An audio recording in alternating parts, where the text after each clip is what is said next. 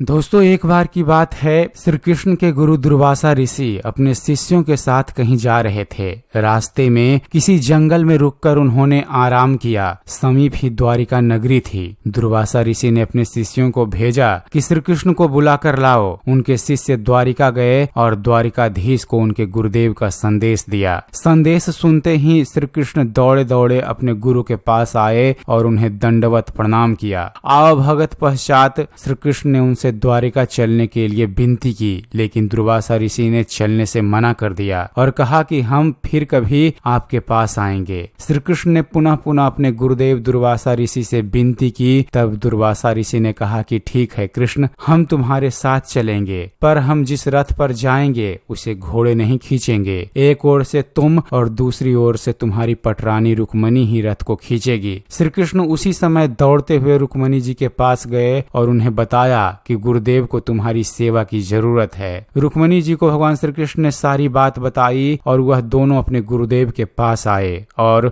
उनसे रथ पर बैठने के लिए विनती की। जब गुरुदेव दुर्वासा ऋषि रथ पर बैठे तो उन्होंने अपने शिष्यों को भी उसी रथ पर बैठने के लिए कहा। भगवान श्री कृष्ण ने इसकी तनिक भी परवाह नहीं की, क्योंकि वो तो जानते ही थे कि गुरुदेव आज उनकी परीक्षा ले रहे हैं। रुक्मणी और श्री कृष्ण ने रथ को खींचना आरंभ किया और उस रथ को खींचते खींचते द्वारिका पहुंच गए। जब गुरुदेव ऋषि दुर्वासा द्वारिका पहुंचे तो भगवान श्री कृष्ण ने उन्हें राज सिंहासन पर बिठाया, उनका पूजन और सत्कार किया। तदुपरांत 56 प्रकार के व्यंजन बनवाए और अपने गुरुदेव के सम्मुख रखा। पर जैसे ही वह व्यंजन लेकर गुरुदेव के पास पहुंचे, तब गुरु दुर्वासा ने सारे व्यंजनों का तिरस्कार कर दिया। श्री कृष्ण ने पुनः अपने गुरुदेव से हाथ जोड़कर पूछा कि गुरुदेव, आप क्या स्वीकार करेंगे? तब ऋषि दुर्वासा ने खीर बनवाने के लिए कहा। श्री कृष्ण की आज्ञा मानकर खीर बनवाई गई। खीर बनकर आई। खीर से भरा पतीला दुर्वासा ऋषि जी के पास पहुंचा। उन्होंने खीर का भोग लगाया। थोड़ी सी खीर का भोग लगाकर उन्होंने श्री कृष्ण को खीर खाने के लिए कहा। उस पतीले में से भगवान श्री कृष्ण ने थोड़ी सी खीर खाया। तब उनके गुरुदेव ऋषि दुर्वासा ने भगवान श्री कृष्ण को